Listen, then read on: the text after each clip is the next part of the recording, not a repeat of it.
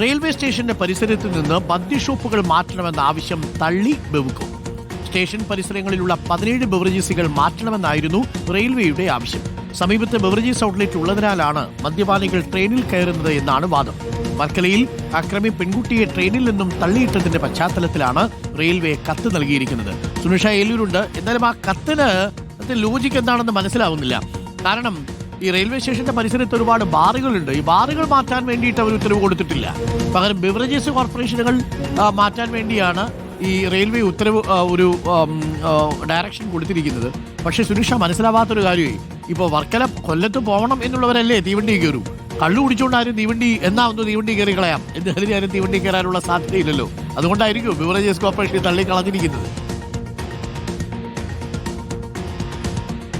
അരുൺ, അത് തന്നെയാണ് ബെവ്കോയും ചോദിക്കുന്നത്. അതായത് തൊട്ടടുത്ത് ഒരു മദ്യഷോപ്പ് ഉണ്ട് എന്ന് കരുതി ആ മദ്യഷോപ്പ് പൂട്ടിക്കളയാൻ കഴിയുമോ എന്നുള്ളതാണ്. അതായത് മദ്യപർ അങ്ങനെ റെയിൽവേ സ്റ്റേഷനിലേക്ക് കയറുന്നുണ്ടെങ്കിൽ അവർ തടയേണ്ടത് അത് റെയിൽവേയുടെ ഉത്തരവാദിത്തമല്ലേ എന്നൊരു ചോദ്യമാണ് ബെവ്കോ തിരിച്ചു ചോദിക്കുന്നത്. അത്തരത്തിലുള്ള സുരക്ഷാ നടപടികൾ നടത്തേണ്ടത് ബെവ്കോയാണ്. ഒരാൾ മദ്യപിച്ച് കയറുന്നുണ്ടെങ്കിൽ അയാളെ കയറാതിരിക്കാനുള്ള സുരക്ഷാ നടപടികൾ ചെയ്യേണ്ടത് സ്വാഭാവികമായും റെയിൽവേ ആണ്. അതിൽ ബെവ്കോ എന്ത് ചെയ്യാനാണ്? ഒപ്പം തന്നെ ഈ ശ്രീകുട്ടിയെ വർക്കലയിൽ നിന്ന് തള്ളിയിട്ടൊരു സംഭവമായി തന്നെ നോക്കുകയാണെങ്കിൽ ഈ പ്രതിയായ സുരേഷ് 2 തവണ തൊട്ടടുത്ത ബാറുകളിൽ 2 ബാറിൽ പോയി മദ്യപിച്ചിട്ടുണ്ട് എന്നുള്ളതാണ് പോലീസിന്റെ കണ്ടെത്തൽ തന്നെ. അങ്ങനെയെങ്കിൽ ഈ ബാറുകൾക്കെതിരെ ഒന്നും പറയുന്നില്ല എന്നൊരു ചോദ്യം കൂടി ബെവ്കോ മുന്നോട്ട് പറയുകയും ചെയ്യുന്നുണ്ട്. ഏതായാലും ഈ ആവശ്യം ബെവ്കോ തള്ളിയിട്ടുണ്ട്. ഈ പറഞ്ഞതുപോലെ 17 ഔട്ട്ലെറ്റുകൾ മാറ്റണം എന്നുള്ളൊരു ആവശ്യമായിരുന്നു ഈ റെയിൽവേ അറിയിച്ചിരുന്നത്. അതായത് കോട്ടയത്ത് തന്നെ 6 എണ്ണം മാറ്റേണ്ടതുണ്ട് എന്നുള്ളതാണ്. തിരുവനന്തപുരത്തും കൊച്ചിയിലുമായി 3 വീതെണ്ണം മാറ്റണമെന്നുമുണ്ട്. മറ്റിടങ്ങളിലായും ഇതേ രീതിയിൽ തന്നെ ഈ ഷോപ്പുകളെല്ലാം തന്നെ മാറ്റണം എന്നുള്ളൊരു ആവശ്യമാണ് നിലവിൽ ഏതായാലും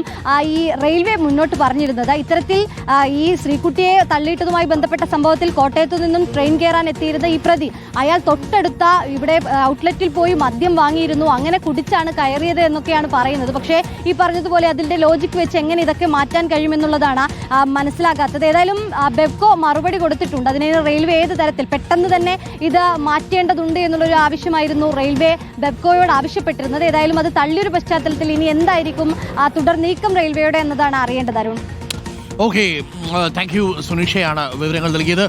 അതെന്തായാലും ഒരു വിചിത്രമായിട്ടുള്ള സംഭവമാണ്. സംഭവം സതുദ്ദേശത്തോടു കൂടിയാണെങ്കിലും റെയിൽവേ പോലീസിന് പിന്നെ എന്താ പണി? മദ്യപിച്ച് ഏതെങ്കിലും തരത്തിൽ മദ്യപിച്ച് തീവണ്ടിയിൽ യാത്ര ചെയ്യാൻ പാടില്ല എന്നില്ല, തീവണ്ടിയിൽ മദ്യം കൊണ്ടുപോകാൻ പാടില്ല എന്നുള്ളതാണ്. അപ്പോൾ ആളുകൾ മദ്യപിക്കാതിരിക്കുന്നതാണ് നല്ലത്. പക്ഷേ റെയിൽവേയുടെ ഉത്തരവ് പ്രകാരം അത് വായിച്ച് നമുക്ക് മനസ്സിലാവുക, ബെവറേജ് കോർപ്പറേഷൻ ബെവ്കോയിൽ പോകുന്നു, മദ്യം വാങ്ങുന്നു, പുറത്തു വന്ന് അടിക്കുന്ന സമയത്ത് എന്നാൽ പിന്നെ ഒരു തീവണ്ടി യാത്ര അങ്ങ് ചെയ്തേക്കാം എന്ന് തോന്നി തീവണ്ടി യാത്ര ചെയ്യുന്നു. അങ്ങനെയൊന്നും അല്ലല്ലോ തീവണ്ടി യാത്ര ചെയ്യുന്നത്. യാത്ര ചെയ്യാൻ പോകുന്നവർ ഇടയ്ക്ക് മദ്യപിക്കുമായിരിക്കും. അത് ബെവ്കോയിൽ നിന്ന് മാത്രമല്ല, ബാറിൽ നിന്നും മദ്യപിക്കാനുള്ള സാധ്യത കൂടുതലുണ്ട് എന്നാണ് നമ്മൾ മനസ്സിലാക്കുന്നത്. എന്തായാലും ഈ വിഷയത്തിൽ ബെവ്കോ റെയിൽവേയുടെ ഈ നിർദ്ദേശം തള്ളിയിരിക്കുകയാണ്.